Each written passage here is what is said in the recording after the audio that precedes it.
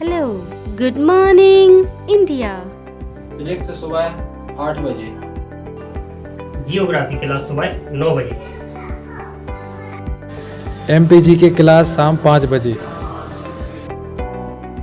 Static GK शाम 6 बजे। Reasoning class शाम 7 बजे। साइंस क्लास शाम 8 बजे। Sunday to Saturday back to back classes. Live from studio. तो आज ही बुंदेलखंड क्लासेस को सब्सक्राइब करें। Hi friends, welcome to classes में आपका स्वागत। जैसे ही दोस्तों आपको पता ही होगा काफ़ी दिन 8 बजे लाइव क्लास आती होगी और हम आशा करते हैं आप लोग क्लास को देखते होंगे। ठीक है दोस्तों, और जैसा कि MP प्लस SSC GD के बैच चल रहे हैं बुंदेलखंड क्लासेस पर, तो आप लोग उसको भी ज्वाइन करिएगा। वो आपको निःशुल्क बैच दिए जा रहे हैं, आपको उसमें कोई पैसा वैसा नहीं देना है। ठीक है, और बिल्कुल बैच निःशुल्क आपके लिए हैं, तो आप इसका भरपूर मात्रा में फ़ायदा उठाइएगा। ठीक है दोस्तों, और जैसा कि साइंस की क्लास हो चुकी हैं, साइंस का मतलब पूरा सब्जेक्ट हो चुका है। अब हम आपके लिए ये ले आए हैं 1000 MCQ का, तो जिसमें आपको प्रतिदिन 25 क्वेश्चन मिलने वाले हैं। कि देख 25 क्वेश्चन मिलने वाले हैं जो पेपर के लिए महत्वपूर्ण इम्पोर्टेंट होने वाले हैं। ठीक है दोस्तों, जैसा कि आज पहला क्वेश्चन है, निम्नलिखित में से कौन से ऊतक का अंतःकोशिकीय क्षेत्र बड़ा होता है।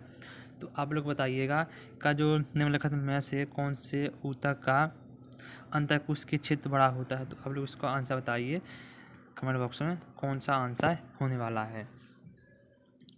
तो इसका आंसर पहला क्वेश्चन है, और पहले क्वेश्चन का पहला आंसर होगा correct option number A, parenchyma. अब दोस्तों ये पेरेन्काइमा हमने आपको तो बता दिया कि पेरेन्काइमा है ना। दोस्तों आपको पता है पेरेन्काइमा क्या है, क्या होता है, या इसका काम क्या है। तो हमने तो एक तो बता दिया पेरेन्काइमा है। दोस्तों आप तो ये एक जादू की तरह है। कैसा है, एक जादू की तरह है। तो अब इसका पहला आंसर हो गया तो हो गया। तो ऐसा नहीं है दोस्तों, हम आपको समझाएंगे, कुछ जादू टोना नहीं सिखा है आपको। क्वेश्चन समझाएँ तो क्वेश्चन हर ऑब्जेक्ट के बारे में समझाएंगे, और पहली बात समझना इम्पोर्टेंट है। ठीक है, तो पेरेन्काइमा एक ऊतक है। क्या है, एक ऊतक है पेरेन्काइमा। इसी को पेरेन्काइमा को एक अन्य नाम से भी जानते हैं, उसका नाम है मेदूतक। क्या,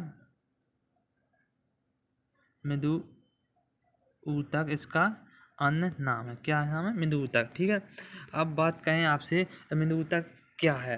तो मेदूतक किसका भाग है, तो यह ऊतक का भाग है। लेकिन दोस्तों यह लेकिन बहुत इम्पोर्टेंट है। आपसे बात कही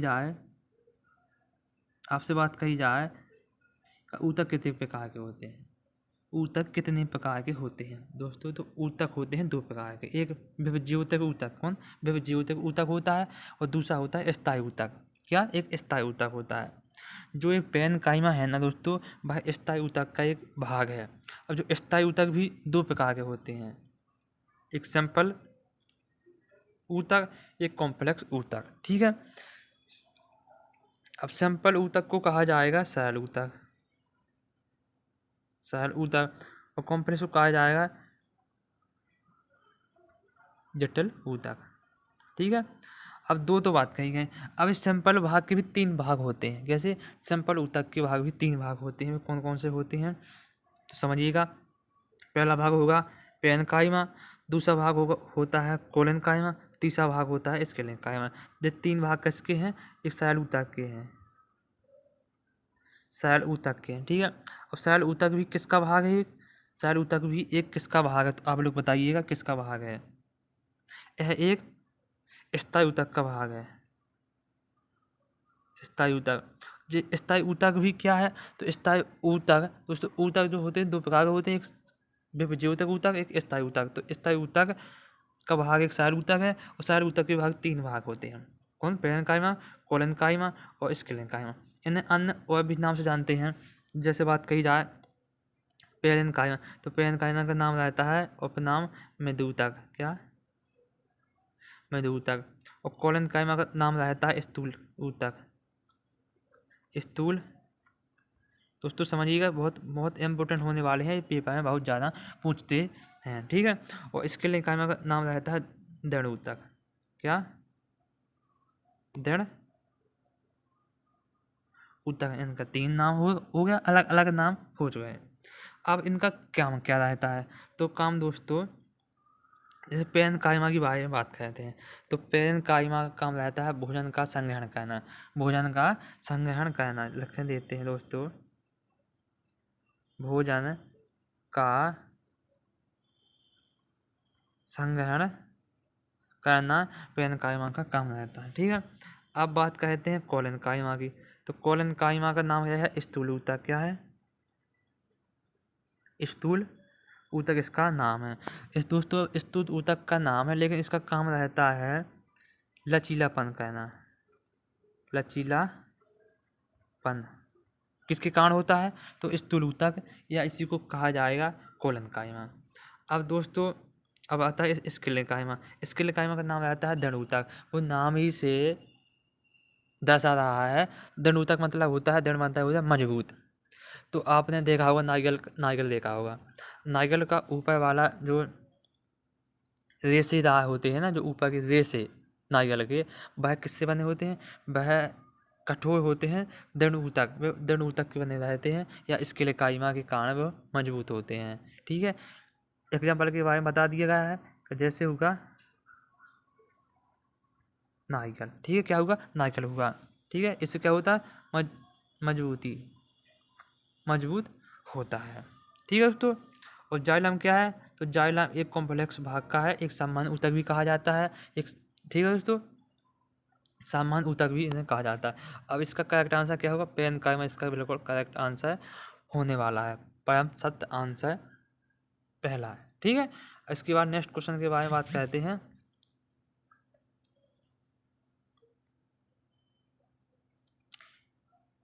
तो क्वेश्चन नंबर 2 के बारे में बात करते हैं कि 2 नंबर कौन सा होने वाला है। अब क्वेश्चन नंबर 2 है दोस्तों, कैसा? क्वेश्चन नंबर 2 के बारे में बात करते हैं। डॉट डॉट डॉट की कोशिकाएं मृत होती हैं। दोस्तों किसकी कोशिकाएं मृत होती हैं? तो आप लोग कमेंट बॉक्स में बताइएगा किसकी होती हैं। तो इसका करेक्ट आंसर होगा दृढ़ ऊतक। जो दृढ़ ऊतक है ना दोस्तों, इसी को कहा जाता है स्केलेकाइमा। स्केलेकाइमा इसको भी कहा जाता है, स्केलेकाइमा इसी को कहा जाता है, और या उसी को कहा जाता है दृढ़ ऊतक, जिसकी कोशिकाएं मृत होती हैं। कैसी होती हैं? मृत होती हैं कोशिकाएं दृढ़ ऊतक की, या इसी को कहा जाता है, इसी को कहा जाएगा स्केलेकाइमा को कहा जाएगा। ठीक है दोस्तों, मृद ऊतक का तो बता दिएगा, इसका नाम उपनाम होता है पेरेन्काइमा। क्या होता है? पेरेन्काइमा इसका नाम होता है। और स्थूल ऊतक का नाम क्या होता है? स्थूल ऊतक का नाम होता है कोलेनकाइमा। क्या? कोलेनकाइमा इसका उपनाम है। कोलेनकाइमा इसका उपनाम है। अब इसका करेक्ट आंसर क्या होगा? इसका करेक्ट आंसर होगा ऑप्शन नंबर बी, इसका करेक्ट आंसर है, बिल्कुल परम सत्य आंसर होने वाला। ठीक है दोस्तों, और वीडियो पसंद आया हो तो लाइक करें, शेयर करें, बुंदेल क्लासेस को सब्सक्राइब करें। ठीक है दोस्तों, अब क्वेश्चन नंबर नेक्स्ट के बारे में बात करते हैं। क्वेश्चन नंबर 3 है का डॉट डॉट डॉट जटिल स्थायी ऊतक है। दोस्तों आपको पहले क्वेश्चन में बता दिया गया है कि जो ऊतक होते हैं वो 2 प्रकार के होते हैं, विभज्योतिक ऊतक और स्थायी ऊतक। स्थायी ऊतक भी 2 प्रकार के होते हैं, सरल ऊतक, जटिल ऊतक। अब जो जटिल ऊतक हैं उसी के बारे में यह बात कही गई कि जटिल स्थायी ऊतक क्या है। तो इसका करेक्ट आंसर होगा फ्लोएम। फ्लोएम एक जटिल ऊतक है, या इसी को कहा जाएगा सम्मान। अब दोस्तों अब जो जटिल ऊतक रहते हैं वो 2 प्रकार के होते हैं। कौन कौन से होते हैं? और पहला तो होता है जाइलम। कैसा होता है? पहला होता है जाइलम, सेकंड नंबर पर होता है फ्लोएम। कैसा है? फ्लोएम होता है। तो जल का परिवहन करना होता है जाइलम का काम, जा से जल और जा से जाइलम। बिल्कुल ट्रैक, बिल्कुल सेम सही ट्रैक है, कभी ज़िंदगी भूलेगी नहीं है ट्रैक का। जा से जाइलम और जा से जल। जाइलम काम रहता है जल का संग्रहण, मतलब चारों तरफ फैलाना रहता है, ठीक है। और फ्लोएम का काम रहता है जल फूड का संवहन करना, यानी फैलाना का फ्लोएम का काम रहता है। जिसका इसका करेक्ट आंसर क्या होगा? करेक्ट आंसर होगा फ्लोएम। जो फ्लोएम होता है एक जटिल स्थायी ऊतक है, या इसी को संवहन ऊतक भी कहा जाता है। अब इसके बाद क्वेश्चन नंबर 4 है। क्वेश्चन नंबर 4 के बारे में बात कही जाए का नारियल की छाल का निर्माण किस ऊतक द्वारा होता है। दोस्तों नारियल की जो छाल होती है ना, वो छाल ऊपर वाली वो लाल लाल सी होती है, रेशेदार होती है, वह छाल किस ऊतक द्वारा बनी रहती है। तो वह पहली बात तो ये बताइए नारियल की छाल होती है वो कैसी रहती है, मजबूत रहती है, लचीली रहती है या सॉफ्ट रहती है। तो वह नारियल की छाल रहती है वो कठोर रहती है, मजबूत रहती है। तो वह किसके कारण रहती है, तो वह रहती है स्केलेकाई में। इसका option number D correct answer होगा, ऑप्शन नंबर 4।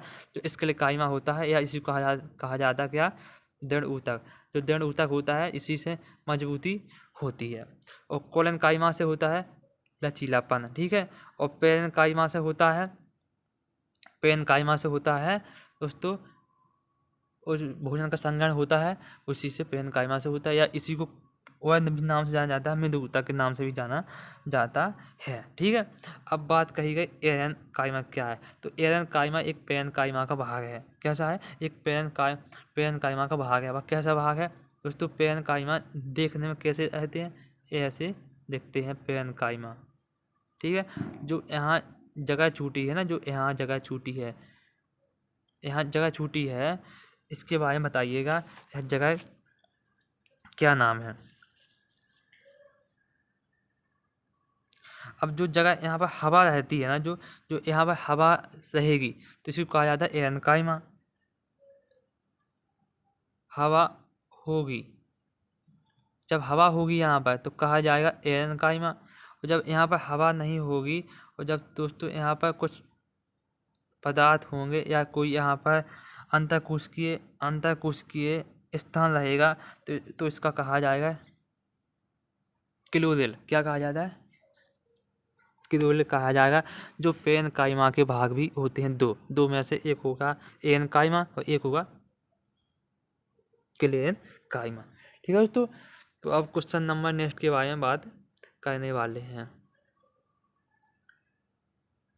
क्वेश्चन नंबर 5 के बारे में बात करते हैं कि निम्न में से कौन सा जाइलम का एक प्रकार नहीं है। दोस्तों आप लोग बताइएगा कि निम्न में से कौन सा एक जाइलम का प्रकार नहीं है। तो जाइलम का प्रकार दोस्तों टकीटस भी है, जाइलम फाइबस भी है और नलिकाएं भी हैं। यह तीनों जाइलम का एक प्रकार है। लेकिन जो सिव ट्यूब है ना दोस्तों, यह सिव ट्यूब एक जाइलम का प्रकार नहीं है, यह जाइलम का प्रकार नहीं है, जिसका करेक्ट आंसर यही होने वाला है, नहीं है। जो पूछा जाएगा कि जाइलम का प्रकार है तो जाइलम का प्रकार 3 है, टकीटस भी है, जाइलम फाइबस भी है और नलिकाएं, ये 3 भाग हैं। जो इसका करेक्ट आंसर क्या होगा, इसका करेक्ट आंसर सिव ट्यूब होगा, जो यह इसका भाग नहीं है जाइलम का, ठीक है दोस्तों। Option number B correct answer है।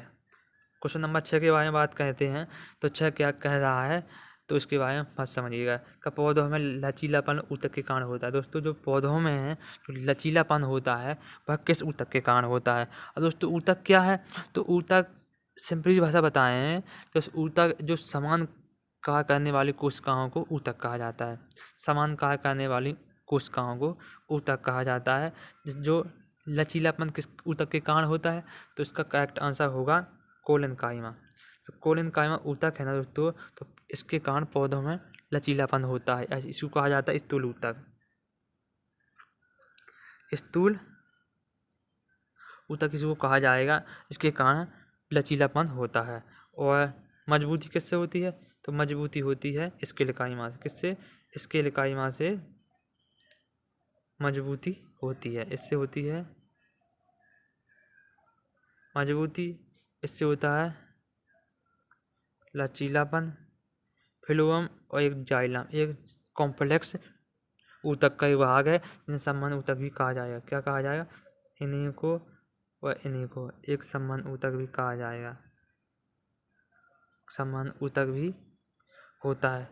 जो इसका करेक्ट आंसर क्या होगा, करेक्ट आंसर होगा दोस्तों ऑप्शन नंबर 3 करेक्ट आंसर होने वाला परम सत्य आंसर है, ठीक है। अब क्वेश्चन नंबर 7 के बारे में बात करते हैं। तो क्वेश्चन नंबर 7 है कि ऊतक विज्ञान में किसका अध्ययन किया जाता है। दोस्तों ऊतक विज्ञान है ना वो किसका अध्ययन किया जाता है। तो दोस्तों 1792 एक डेट लिखिएगा नोट करके। 1792 एक मोस्ट इम्पोर्टेंट डेट है। यह वैज्ञानिक थे बिचट, विचरण ने इसका नाम दिया था ऊतक। अब जो ऊतक का अध्ययन किस में किया जाता है, तो ओत की, या इसी को कहा जाता है हिस्टोलॉजी।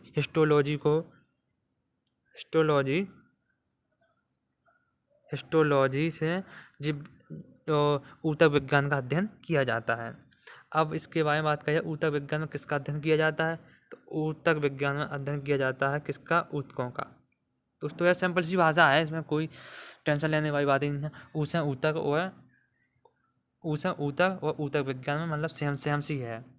इसमें ऊ है, इसमें भी ऊ है दोस्तों, तो इसमें कोई घबराने बात नहीं है। ये क्वेश्चन जिंदगी में कभी भूलने वाला नहीं है, ठीक है। अब बात करेंगे नेक्स्ट क्वेश्चन के बारे में। क्वेश्चन नंबर 8, ऊतक क्या है। दोस्तों आपको हम आध घंटे से समझा रहे हैं ऊतक के बारे में, तो आपका इस क्वेश्चन का जवाब आप ही को देना है कि ऊतक क्या है या ऊतक किसे कहा जाता है। तो इसका करेक्ट आंसर होगा option number C. Option number C इसका करेक्ट आंसर होगा समान कोशिकाओं का समूह, यानी मतलब इसका सही अर्थ निकाला जाए तो जो समान कार्य करने वाली कोशिकाओं को ऊतक कहा जाता है। इसी को समान कोशिकाओं का समूह को ऊतक कहा जाता है। इसका जो करेक्ट आंसर यही होने वाला है, ठीक है। ऑप्शन नंबर 9, ऑप्शन नंबर 9 के बारे में बात कहा जाए का मानव शरीर का मुख्य हिस्सा किससे बना है। जो मानव शरीर का जो मुख्य हिस्सा है ना दोस्तों, जो मानव शरीर का मुख्य हिस्सा है किससे बना है, तो मानव शरीर का मुख्य हिस्सा बना है दोस्तों, आप लोग कमेंट बॉक्स में बताइए किससे बना है, जल्दी से जल्दी कमेंट फास्ट बताइएगा, मतलब फास्ट में बताइए किससे बना है। तो इसका सही आंसर होगा ऑप्शन नंबर 4। ऑप्शन नंबर 4 इसका जो पानी से मानव शरीर का जो हिस्सा बना है दोस्तों, वह पानी से बना है, ठीक है दोस्तों, समझ गए हो किससे बना है। क्वेश्चन नंबर 10, क्वेश्चन नंबर 10 के बारे में बात कहा जाता है बालों का रंग डॉट के कारण होता है। दोस्तों जो बालों का रंग होता है वो किसके कारण होता है, तो वह होता है मिलेनिन एक वायरस है, ठीक है, जिसके कारण बालों का रंग होता है। किसी का दोस्तों कई प्रकार से भी हो सकता है, मतलब ज़्यादातर नहीं तो 2-3 प्रकार तो होते हैं, ठीक है। तो किसके कारण होते हैं, वो मिलेनिन के कारण होते हैं, ठीक है दोस्तों। अब क्वेश्चन नंबर नेक्स्ट के बारे में बात करते हैं। क्वेश्चन नंबर 11 या इसी कहा जाता है 11। अब 11 के बारे में दोस्तों आपको सब लोगों को क्वेश्चन का आंसर देना है, मतलब कोई क्वेश्चन में दम जान नहीं है, मतलब पहला क्वेश्चन है कि जीवन की मूलभूत इकाई है। जीवन की मूलभूत इकाई क्या है, तो आप लोग बताइएगा मूलभूत इकाई क्या है। इसका करेक्ट आंसर होगा ऑप्शन नंबर ए, कोशिका है जीवन की मूलभूत इकाई। ऐसी कहा जाता है मानव शरीर की संरचनात्मक क्रियात्मक यूनिट इकाई है क्या, कोशिका, ठीक है। इसका करेक्ट आंसर क्या था, option number A correct answer था। अब है क्वेश्चन नंबर 12 यानी 12, कोशिका सिद्धांत निम्नलिखित में से किस पर लागू नहीं होता। जो कोशिका सिद्धांत है दोस्तों किस पर लागू नहीं होता है, तो वह किस पर होता है, जीवाणु पर होता है, कवक पर होता है, शैवालों पर होता है। लेकिन वो कोशिका सिद्धांत कभी विषाणु पर सिद्धांत इस पर काम नहीं करता या इस पर लागू नहीं होता है। वह करेक्ट आंसर क्या हुआ, डी करेक्ट आंसर है 12 का, ठीक है। क्वेश्चन नंबर के बारे में 14 के बारे में बात करते हैं कि मोनोजाइट अयस्क क्या है। दोस्तों मोनोजाइट एक अयस्क है, किसका अयस्क है मोनोजाइट, तो आप लोग बताइएगा। इसका करेक्ट आंसर होगा option number 4, option number 4 thorium है ना दोस्तों, वो किसका थोरियम है, मोनोजाइट किसका अयस्क है, वो थोरियम का इसका अयस्क है, ठीक है। इसके बाद नेक्स्ट क्वेश्चन के बारे में बात करते हैं कि जीन परिवर्तन किस में होता है। जो जीन परिवर्तन होता है, पहली बात तो जीन किस में पाया जाता है, तो जीन को इसमें पाया जाता है, डीएनए में जीन पाया जाता है। कभी आपको बताएंगे या आप लोग नेक्स्ट क्लास देखिएगा, पहले की क्लास हैं, पहली वाली क्लास है उसको देखिएगा।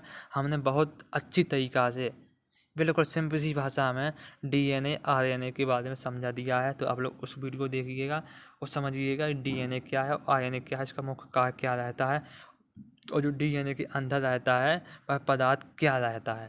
तो आप लोग कभी एक बार देखिएगा और कभी ज़िंदगी में आप लोग भूल नहीं सकते। एक गारंटी है हमारी, डीएनए आरएनए। तो जीन किसमें परिवर्तन होता है? तो जीन होता है डीएनए में परिवर्तन होता है।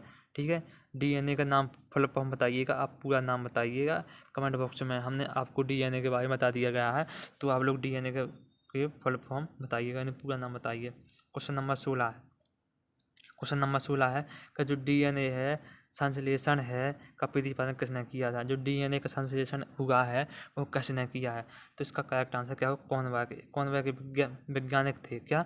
कॉर्नबर्ग एक वैज्ञानिक थे जिन्होंने डीएनए का संश्लेषण का प्रतिपादन किया है। किसने? कॉर्नबर्ग ने। ठीक है, इसके बाद नेक्स्ट क्वेश्चन के बारे में बात करें। क्वेश्चन नंबर 17 है। क्वेश्चन नंबर 17 के बारे में बात करें। अनुवांशिकी उत्परिवर्तन इनमें होता है। दोस्तों जो अनुवांशिकी है ना, जो इसका उत्परिवर्तन किसमें होता है? उत्परिवर्तन होता है किसमें? आप लोग बताइए किसमें होता है? अनुवांशिकी का परिवर्तन किसमें होता है? सही आंसर होगा ऑप्शन नंबर तीसरा आंसर होता है, तीसरा ऑप्शन नंबर सी। किसमें? क्रोमोसोम। क्रोमोसोम में जो अनुवांशिकी का उत्परिवर्तन होता है ना, करेक्ट आंसर क्या होगा? 3। इसके बाद क्वेश्चन नंबर 18 के बारे में बात करते हैं। 18 के बारे में बात करते हैं कि अमीनो अम्ल मिलते हैं। जो अमीनो अम्ल मिलते हैं ना, वो किस में मिलते हैं?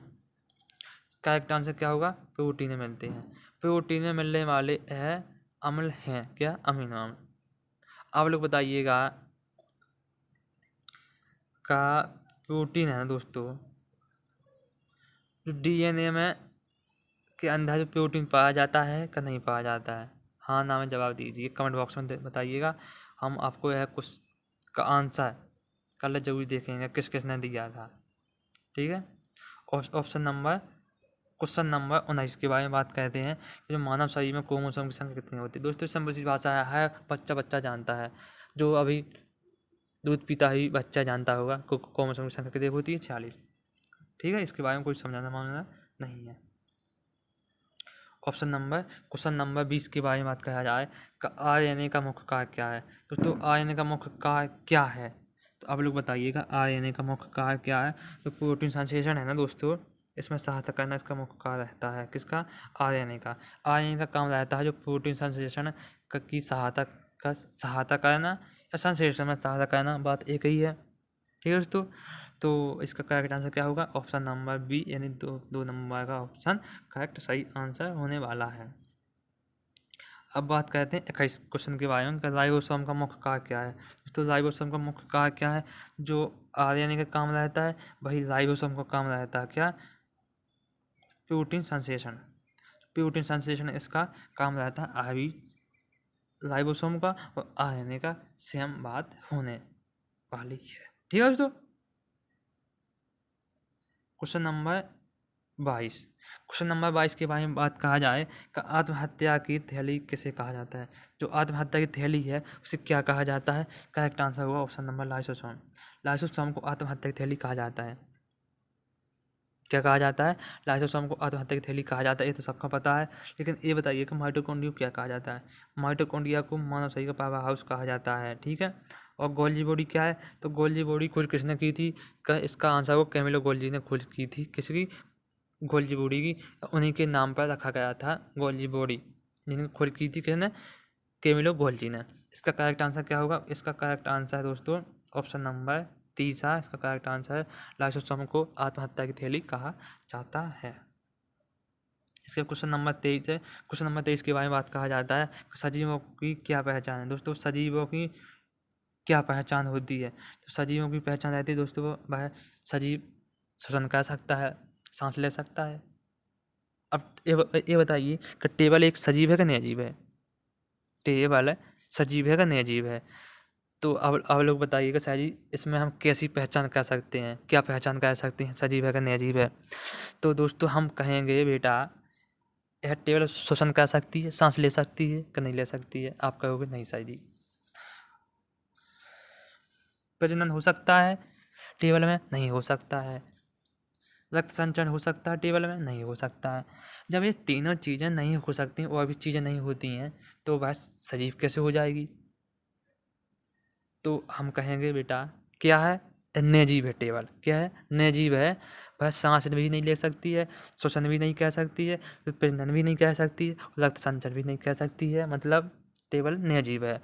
तो सजीव की क्या पहचान है, तो सजीव की यही पहचान है कि जो 3 चीज़ हमने आपको बता दी गई हैं यह हैं तो सजीव है। तो इसका करेक्ट क्या आंसर होगा, इसका करेक्ट आंसर होने वाला है सी, नंबर क्वेश्चन ऑप्शन नंबर 4 का करेक्ट आंसर होगा 4।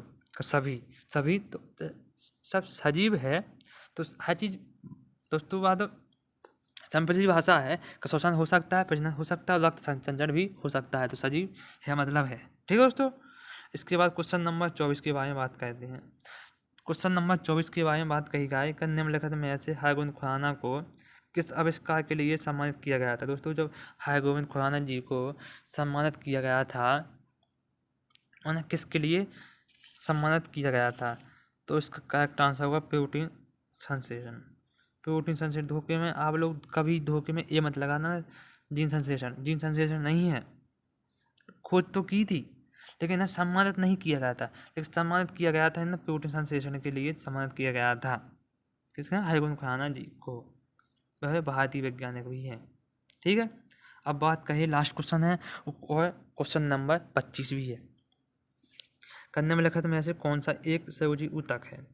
तो निम्नलिखित में से एक संयोजी ऊतक क्या है, तो संयोजी ऊतक की हड्डी है। आपसे बात कही जाए कि जो हड्डी रहती है वह कैसा ऊतक संयोजी है का नहीं है, तो आप कहोगे हाँ जी संयोजी है। तो संयोजी इसका करेक्ट आंसर ऑप्शन नंबर 30 का करेक्ट आंसर होने वाला है। ठीक है, संयोजी। अब दोस्तों वीडियो पसंद आया हो तो लाइक करें, शेयर करें और बुंदेलखंड क्लासेस को सब्सक्राइब करें। ठीक है, और ज़्यादातर दोस्तों को शेयर करें। बुंदेलखंड क्लासेस का एक ही संकल्प है, हर गांव तक हर बच्चे तक शिक्षा पहुंचाना। शहर गांव तक शिक्षा पहुंचाना एक ही बुंदेलखंड क्लासेस का संकल्प है और एक ही टारगेट है। और यह रहेगा जब तक ये संकल्प पूरा नहीं होगा, जब तक बुंदेलखंड क्लासेस की टीम हिम्मत नहीं हारेगी। ठीक है, कहते हैं कोशिश करने वाली कभी हार नहीं होती है।